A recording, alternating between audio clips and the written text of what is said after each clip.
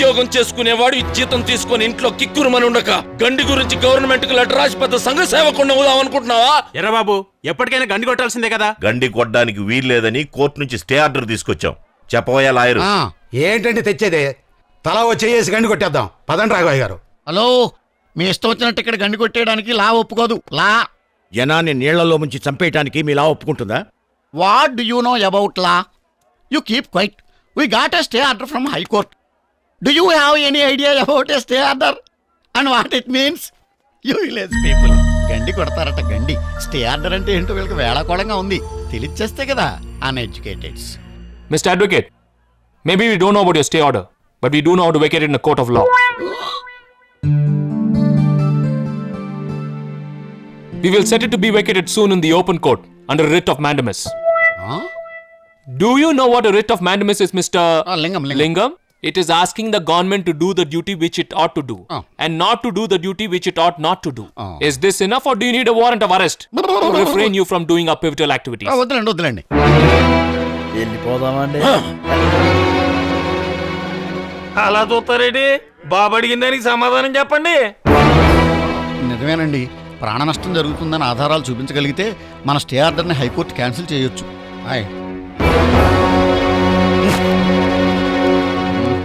అదరగొట్టేశారండి. తమరి పేరేంటి బాబు? సూర్యదేవర వీర వెంకట రాఘవయ్య.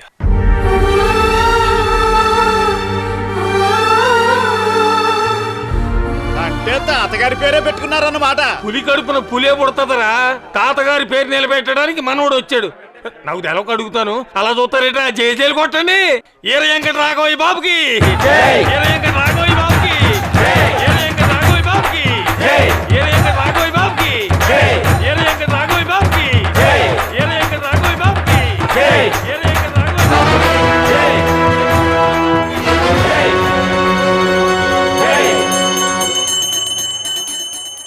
బాబు. చూసావు మీ తాతగారిని? ఎన్నాళ్ళయిందో మీసం అలా మెలిట్టి. ఇక నీ కోరిక తీరినట్టే. ఎలా అడిగేసేయి, తాతయ్య మంగంటే నాకు ఇష్టం అని. ఇక మీ పెళ్ళే. ముసలోడికి మళ్ళీ పెళ్లి చేస్తే చూద్దామని వచ్చినాడివి. నీకెందుకురా ఈ ఊరి విషయాలు? విషయం కోర్టుకెళ్ళింది కాబట్టి కోర్టే తెలుస్తుంది. ఏంట్రా కోర్టులు గిట్లు? ఈ ఊరికి నేనే కోర్టు, నేను చెప్పిందే చట్టం. 4 ముక్కలు ఇంగ్లీష్ లో మాట్లాడేసి ఈ ఊరు జనాన్ని పడగొట్టేసి గండి కొట్టిద్దామని చూస్తున్నావా? కొట్టించరా చూస్తా. అప్పుడు జనం నీళ్లతో కాదు చచ్చేది, కత్తులతో చస్తారు. ఎంతమందిని చంపుతావు? ముందు నీ కుటుంబాన్ని నాశనం చేస్తా. నువ్వు చూస్తుండగానే నీ తాతను నరికి ఈ ఊరి చెరువుకి బలిస్తా. బాబు వద్దు. బాబు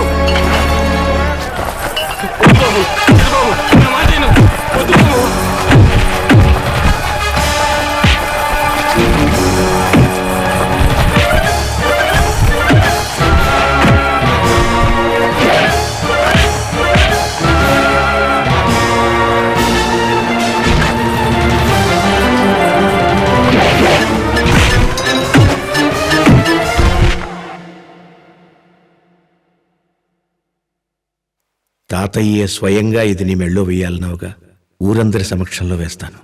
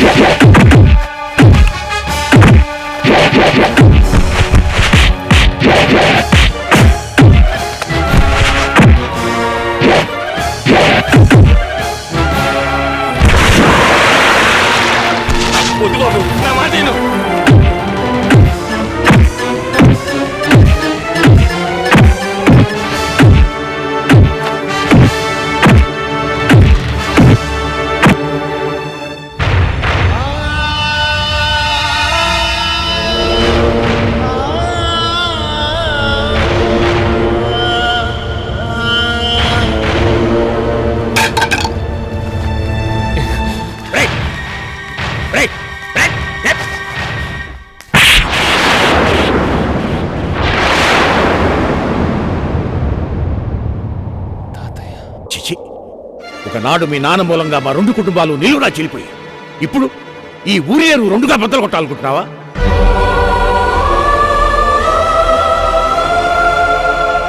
ఏ కుటుంబం ప్రేమను తిరిగి పొందాలని మేము ప్రయత్నం చేస్తున్నాము ఆ కుటుంబానికి ఇంకా మా మీద పగ పెంచాలనుకుంటున్నావా? వద్దురా, ఈ క్షణం నుంచి నువ్వు నా ఇంట్లోనే కాదు ఈ ఊళ్ళోనే ఉండడానికి వీల్లేదు. పోరా, వెళ్ళు.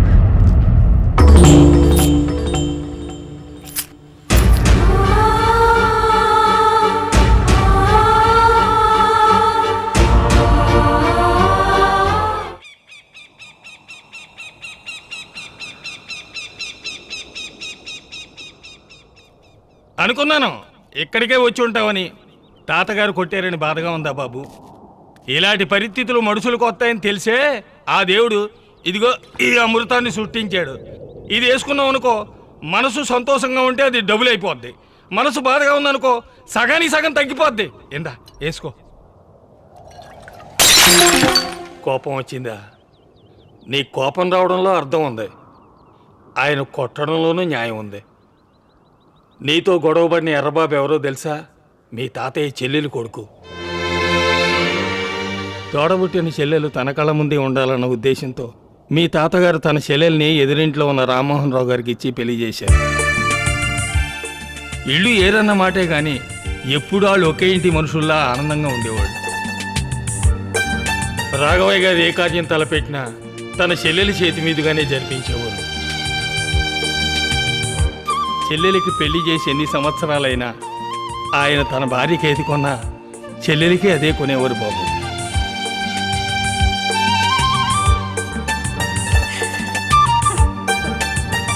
మీ తాతగారికి మీ నాన్న పుట్టగానే ఆయన చెల్లెలు ఆడబిడ్డను కనాలనుకుంది. అనుకున్నట్టుగానే ఆడపిల్ల పుట్టింది. ఆ పిల్ల పుట్టినప్పటి నుంచి మీ నాన్నకి భార్యను అనుకునే బతికింది. రామ్మోహన్ రావు గారు ఏ శుభకార్యం తలపెట్టినా తన బావగారి అనుమతితో ఆయన ఇంట్లోనే జరిపించేవారు. భాస్కర్, భాస్కర్. నాన్నగారు, ఏమిట్రా మౌనంగా ఉన్నావు? నీ ఉద్దేశం ఏమిటో చెప్పు. అడుగు బావా. అడిగేదే ఉంది బావా. మా పెద్ద పిల్ల రజనీ పుట్టగానే భాస్కర్ కనుక్కున్నాం కదా, ఇంకా కొత్తగా ఇష్టాలు అడగడం ఏమిటి? మరి ఇంకేమిట్రా, రెండో పిల్ల అనసూయకి కూడా చాలా మంచి సంబంధం కుదిరింది. నువ్వు అంటే 2 పెళ్ళిళ్ళు కలిపి చేయాలనుకుంటున్నాడు మామయ్య. అవును బాబు. లేదు నాన్న, నేను ఇంకా చదువుకోవాలి. నా చదువు పూర్తి కావడానికి ఇంకో సంవత్సరం అయినా పడుతుంది. అప్పటిదాకా పెళ్లి చేసుకోవటం నాకు ఇష్టం లేదు. అలా అంటే ఎలారా? పోన్లే బావా, ఏదో చదువుకుంటానంటున్నాడు, సంవత్సరమేగా ఆగుదాం. కాకపోతే రెండో దానికి మంచి సంబంధం వచ్చింది కదా, నీకు అభ్యంతరం లేకపోతే పెద్దదానికి నిశ్చితార్థం చేసేసుకొని వీళ్ళిద్దరు పెళ్లి చేసేస్తే. నీకు అభ్యంతరం లేకపోతే మాకే అభ్యంతరం లేదు. అక్కడే మీ నాన్న తప్పటడుగు వేశాడు. తను ప్రేమించిన విషయం చెప్పకుండా చదువు సాకుతో తప్పించుకున్నాడు. ఏడాది గడిచిపోయింది, పెళ్లి రోజు రానే వచ్చింది.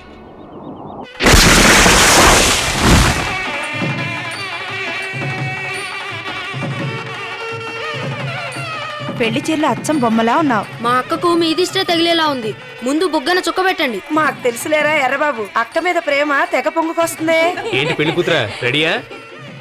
చూడక్క, అందరూ నన్ను ఆట పట్టిస్తున్నారు. అక్కకి పెళ్లి, చెల్లెలకి కడుపని. అల్లుడు గారు, విడిదింటికి పానకం తీసుకెళ్లాలంట, మీ మామగారు రమ్మన్నారు. అలాగే అత్తయ్య.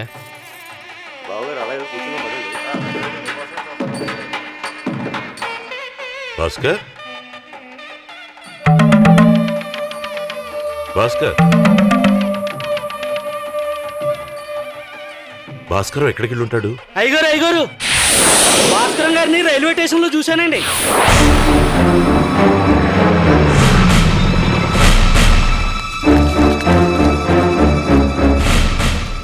మాస్టర్ గారు, మా భాస్కర్ రావును చూసారా మీరు?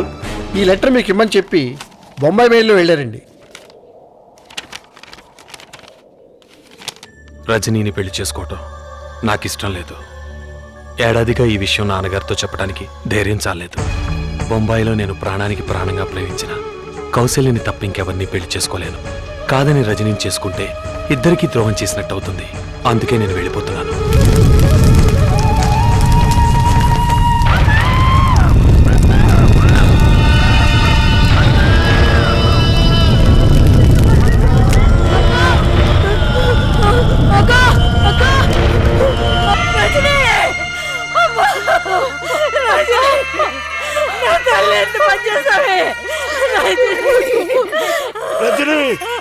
అమ్మా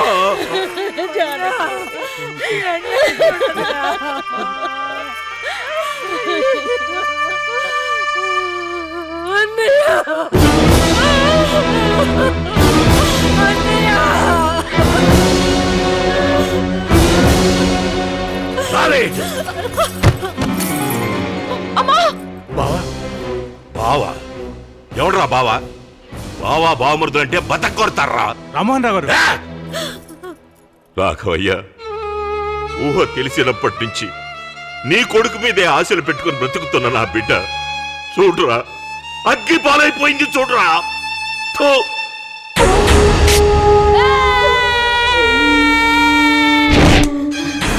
ఎర్రబాబు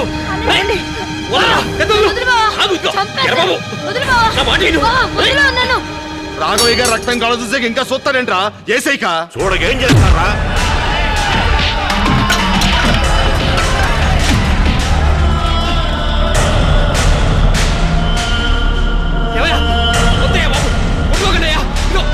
నా మాట రామచంద్రయ్య రామచంద్రయ్య నా మాట ఇక బాబు కొట్టుకోకండియా ఇగో బాబు వదలకండి రావాడిని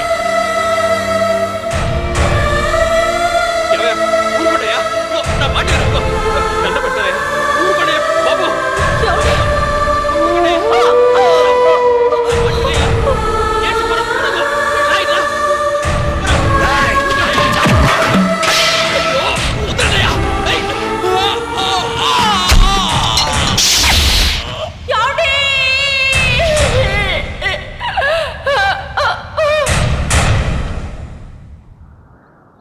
మీ నాన్న చేసిన తప్పు వల్ల ఒక కూతురు ప్రాణాలతో బూడిదైపోయింది, ఇంకో కూతురు ఎదవరాలుగా మిగిలిపోయింది. ఆయన పెరిగితనం 2 కుటుంబాల్ని 2 ముక్కలు చేసింది. పక్కపక్కేళ్లలోనే ఉన్నా బావున్నావా చెల్లెమ్మ అని పలకరించే భాగ్యం లేకుండా పోయింది అని మీ తాతగారు రోజూ బాధపడతారు బాబు. ఆళ్లలో కలవడానికి మీ తాతగారు ఎన్ని మెట్లు దిగొచ్చినా వాళ్ళు శత్రువుగానే చూశారు. పాత కచ్చలు మర్చిపోతున్న సమయంలో నువ్వు వచ్చి ఎర్రబాబును కొట్టావు.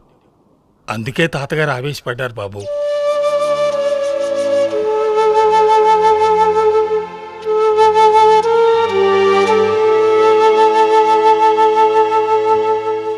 పోదాన్రా, మనూరు వెళ్ళిపోదాం. నాకెన్ని అవమానాలు ఎదురైనా మిమ్మల్ని ఈ కుటుంబానికి దగ్గర చేయాలనుకుని తీసుకొచ్చాను. కానీ ఈరోజు నీకింత అవమానం జరిగాక నేను తట్టుకోలేకపోతున్నాను. అమ్మా వద్దు బాబు, నువ్వు వెళ్ళిపోదామన్నప్పుడు వద్దని నేనే చెప్పాను. ఇప్పుడు నేనే చెప్తున్నాను, వెళ్ళిపోదాం పదా. బంధుత్వం గురించి తెలియని మాకు బంధువులు రుచి చూపించి వెళ్ళిపోదాం అంటావేంటమ్మా? వద్దమ్మా, మనం ఇక్కడే ఉండాలి. రఘు, చెయ్యెత్తి బిడ్డను కొట్టడానికి ఆయనకు చేతులు ఎలా వచ్చాయిరా? ఇలా జరుగుతుందని తెలిస్తే నేను మిమ్మల్ని పిలిపించేదాన్నే కాదు. ఏం నాయన మనం మనవాడిని హక్కుండ బట్టే కదా తాతయ్య నన్ను కొట్టారు. నీకు విషయం తెలుసా? చిన్నప్పటి నుంచి నేను అసలు దెబ్బలే తినలేదు. ఒక్కడినే కొడుకు నాన్న నన్ను ఎప్పుడూ కొట్టలేదు. తండ్రి లేని వాడినని అమ్మ నా మీద ఎప్పుడు చేసుకోలేదు. అసలు చిన్నప్పటి నుంచి నేను ఇక్కడే పెరుగుంటే స్కూల్కి వెళ్ళినందుకు తాతయ్య నన్ను కొట్టుండేవారు కదా. మార్కులు సరిగా రాకపోతే నెత్తి మీద ఒకటి వేసేవారు కదా. అవన్నీ తప్పించుకొని ఇవాళ ఒకటి తిన్నాను. అసలు మీరందరూ తాతయ్య నన్ను కొట్టినందుకు బాధపడుతున్నారు కదా. కానీ ఈ విధంగానైనా తాతయ్య నన్ను మొదటిసారిగా తాకినందుకు ఆనందపడుతున్నాను.